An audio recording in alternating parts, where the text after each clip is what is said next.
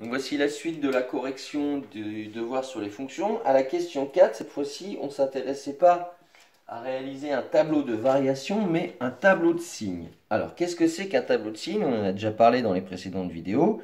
Si on veut savoir quand est-ce que la courbe dont on parle, donc là c'est y égale 2x plus 4, c'est-à-dire c'est la droite, on veut savoir quand est-ce qu'elle est positive ou négative. Qu'est-ce que ça veut dire? Eh bien, ça veut dire qu'on cherche à savoir les x qu'il faut mettre dans le calcul pour que le résultat soit positif et les x qu'il faut mettre dans le calcul pour que le résultat soit négatif. Alors, comment peut-on résoudre ça? On regarde le graphique et on regarde la situation de la droite par rapport à l'axe des abscisses. Vous voyez bien qu'ici, la droite, elle est sous l'axe des abscisses. Quand elle est sous l'axe des abscisses, ça correspond à des y négatifs.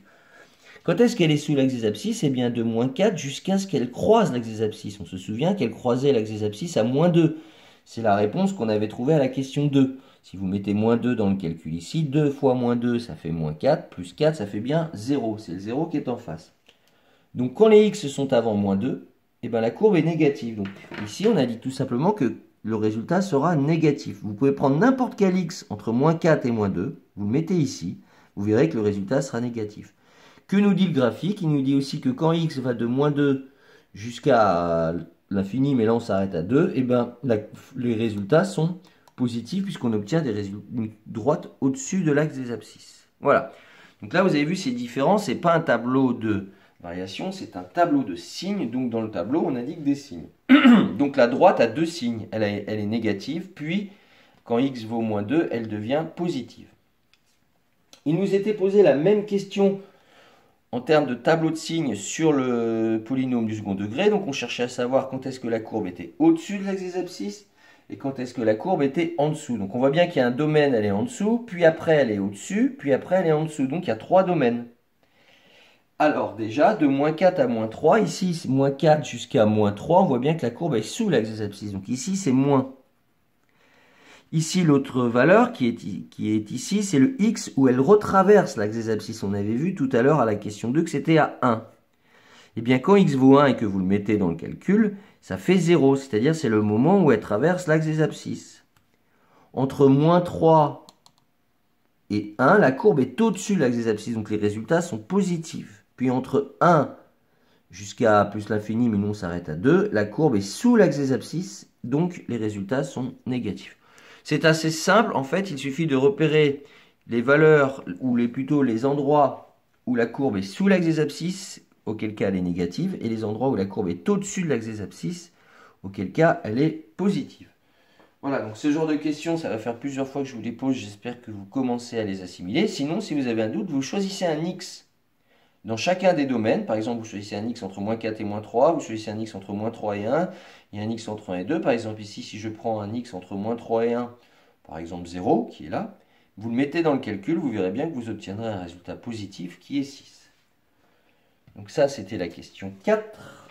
Ensuite, on vous demandait à la question 5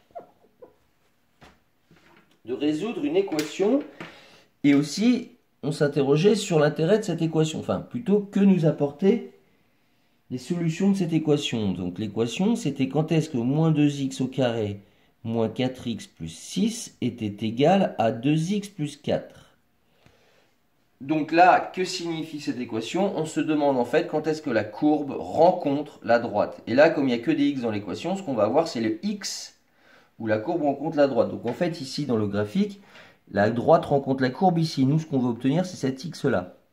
Ici aussi, la droite rencontre la courbe. Et nous, ce qu'on veut, c'est cet x-là qui correspond à la rencontre. Donc là, on va sortir la méthode habituelle. C'est une équation du second degré. Donc il faut ramener tout le monde du même côté égal à 0. Donc ça donne moins 2x au carré moins 4x plus 6. Je ramène le plus 2x qui devient moins 2x. Je ramène le plus 4 qui devient moins 4. Et là, égal à 0. Ensuite, je vais rassembler les quantités qui sont de la même famille. Moins 2x au carré, il n'y a personne qui est au carré. Par contre, ici, j'ai moins 4x et moins 2x. Donc ça me fait moins 6x. Et ici, j'ai 6 moins 4, ça fait moins 2. Voilà, donc mon polynôme est prêt. Je vais pouvoir calculer, mon équation est prête, pardon. Je vais pouvoir calculer delta qui va me dire combien j'ai de solutions. Donc vous calculez delta. Je vous laisse le faire. Avec les valeurs qui correspondent. Ici, A vaut moins 2, B vaut moins 6 et C vaut moins 2. En remplaçant les valeurs dans b carré moins 4ac, vous trouvez un delta qui est égal à 52 qui est positif. Qu'est-ce que ça signifie? Ça signifie que cette équation a deux solutions. Donc cette question a deux réponses, c'est-à-dire que la courbe croise la droite en deux endroits. On peut voir aussi dans le graphique que c'est bien effectivement le cas. Une fois que vous avez résolu les équations, vous trouvez un x1 qui est égal environ à ici moins 3,30 ou une autre possibilité, un x2 qui est égal environ, alors je mets environ parce que j'ai arrondi les résultats pour simplifier, qui est égal à 0,30. On les voit dans le graphique, ces deux x là. x1 égale moins 3, c'est ici, moins 3,30, pardon, et elle est là. Et x2 égale 0,30, où elle se croise, c'est environ ici, là c'est au tout début, sur l'axe des abscisses. Donc c'était tout simplement une équation du second degré, il fallait penser à ramener tout le monde du même côté égal à 0. Et justement, à la question 6, l'objectif était de vous faire réfléchir sur ces deux solutions.